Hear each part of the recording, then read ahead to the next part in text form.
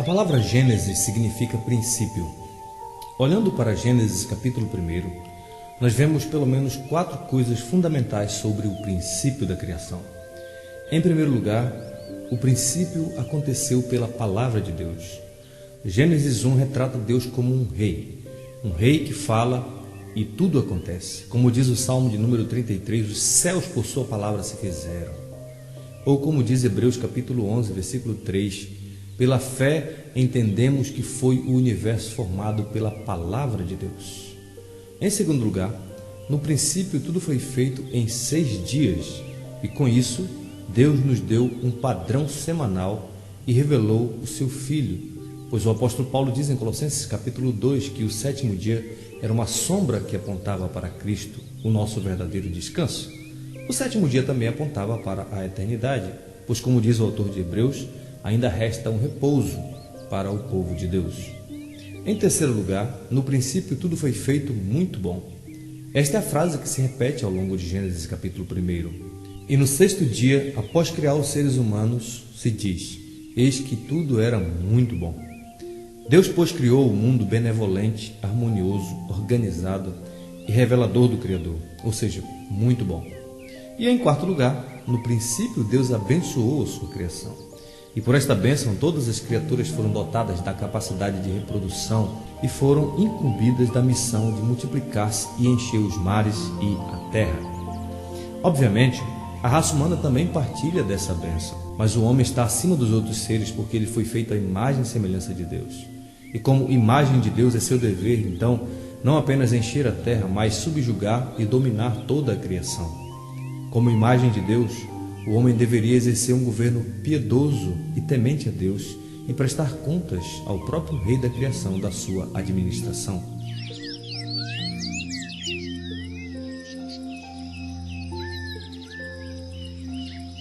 Depois de ter terminado a sua bela obra, Deus descansou de toda a obra que como Criador fizera. Toda a função, todo o ser, toda a bênção necessária para levar a efeito a vida e as suas alegrias estavam disponíveis ao homem. Tudo estava feito e tudo era muito bom. Mas acontece que uma serpente sagaz, possuída por um ser maligno, entrou no cenário. Ela questiona o mandamento de Deus e o chama de mentiroso. Na verdade, é o diabo que fala por meio dessa serpente. O resultado é que o casal, por não ter confiado na bondade de Deus, traiu o seu Criador e morreu em delitos e pecados. Satanás ludibriou a mulher escutou a serpente, o homem escutou a mulher e ninguém escutou a ordem de Deus.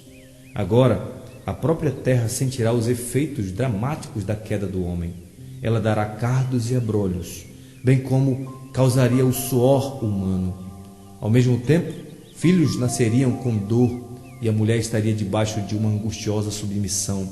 A serpente, por sua vez, enfrentaria a vergonha da derrota certa e final, pois o descendente da mulher desferiria um golpe mortal na cabeça de Satanás, enquanto que o máximo que seria permitido à serpente fazer seria dar uma mordida no calcanhar desse descendente prometido. Por causa do seu pecado, o homem foi expulso da presença de Deus e ficou separado da árvore da vida. Deus colocou querubins na entrada do jardim do Éden como símbolo de que o homem não é bem-vindo em sua presença. Esses querubins aparecerão mais tarde nas cortinas do tabernáculo e também no templo de Salomão. O homem não pode entrar na presença de Deus sem sangue em suas mãos. A história, portanto, que começou com Deus colocando a humanidade no paraíso, termina com a expulsão destes debaixo da angústia do trabalho e da morte. Esta é a triste história do paraíso perdido.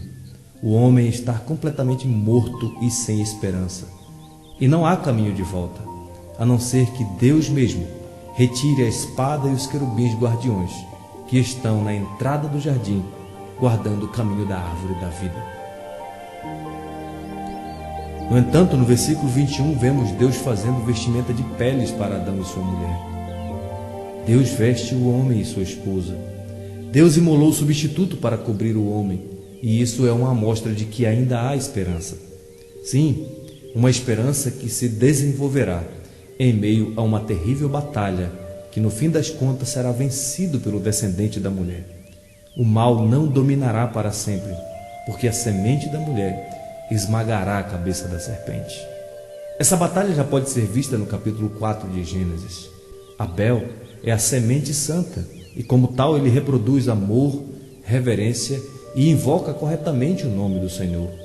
A semente da serpente pode ser vista em Caim, que reproduz sua total inimizade contra o Senhor.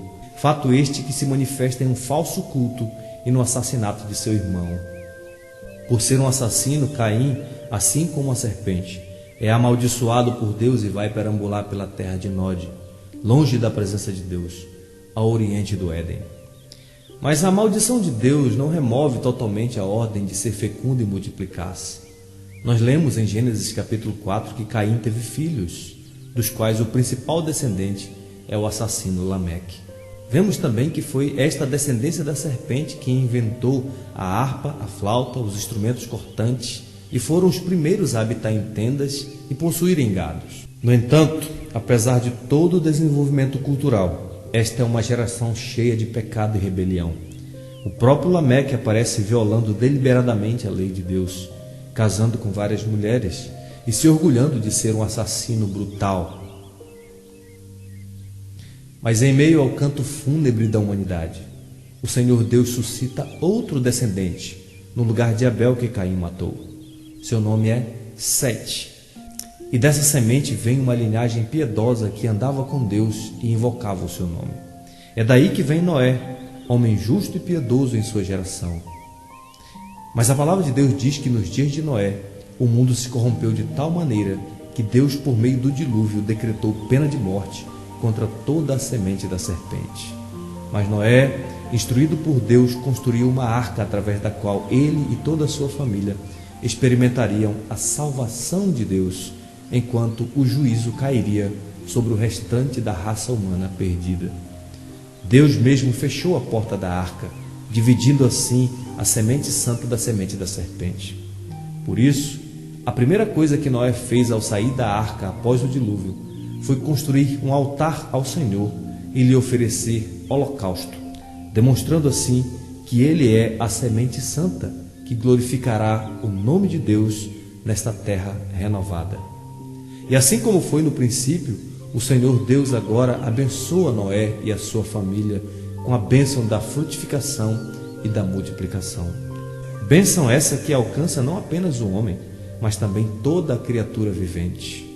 Para viabilizar a promessa de Gênesis 3,15 de redimir a humanidade por meio do descendente, o Senhor entra em aliança com Noé e garante estabilidade na terra até a consumação do século. Promessa esta vista no arco desarmado pendurado entre o céu e a terra como sinal da aliança. O pecado foi vingado, mas a história da rebelião humana não havia terminado.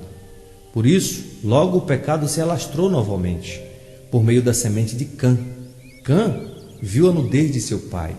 Por isso, ao despertar do profundo sono causado pelo vinho, Noé proferiu maldição sobre ele, revelando assim quem é a semente da promessa e quem é a semente da serpente. Maldito seja Canaã, bendito seja o Senhor Deus de Sem, engrandeça Deus a Jafé e habite ele nas tendas de Sem. Aqui vemos que a semente abençoada é a de Sem. O Senhor habitará nas tendas de Sem, portanto é de Sem que virá o libertador, que esmagará a cabeça da serpente.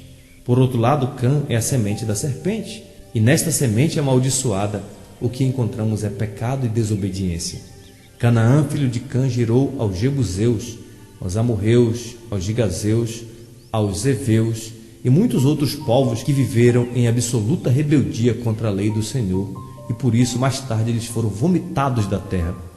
De Cã também vem uma rebelião em massa contra o Senhor Deus, cuja expressão maior está na Torre de Babel. Nimrod incita a rebeldia, por isso, em vez de se espalhar pelo mundo, o povo decide declarar guerra contra os desígnios do Senhor. Eles querem uma cidade e uma torre cujo topo chegue até aos céus.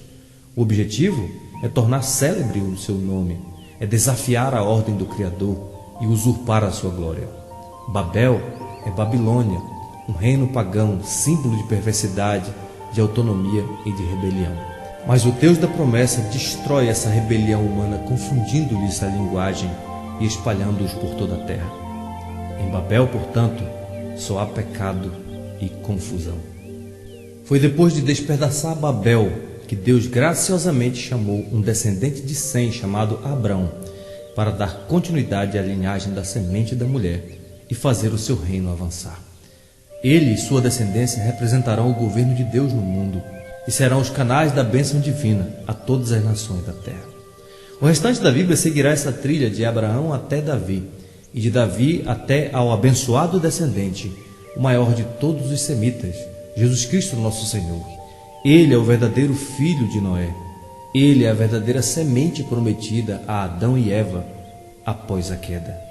Ele também foi tentado por Satanás, mas diferentemente de Adão, Jesus resistiu à tentação e venceu o diabo e proclamou a chegada do seu reino. Mas Satanás ainda tinha aquela picada venenosa que podia atingir o seu calcanhar.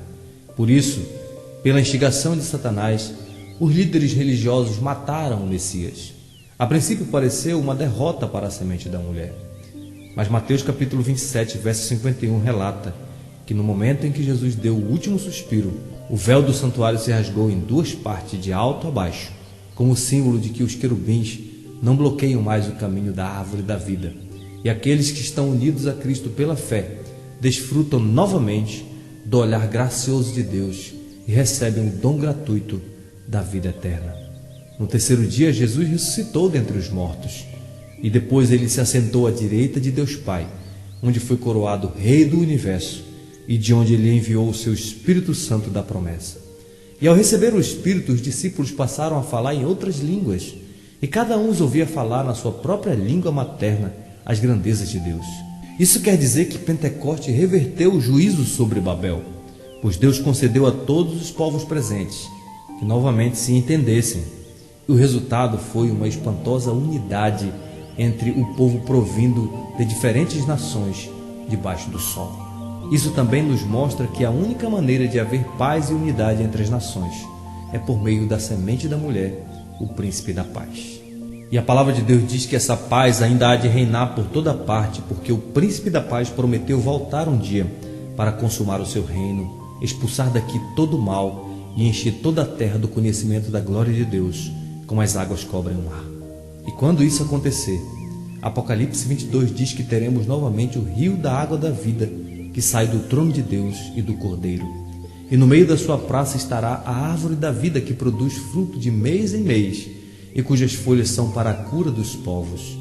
Nunca mais haverá qualquer maldição, porque ali estará o trono de Deus e do Cordeiro, e os seus servos o servirão, contemplarão a sua face e reinarão com ele para todo sempre.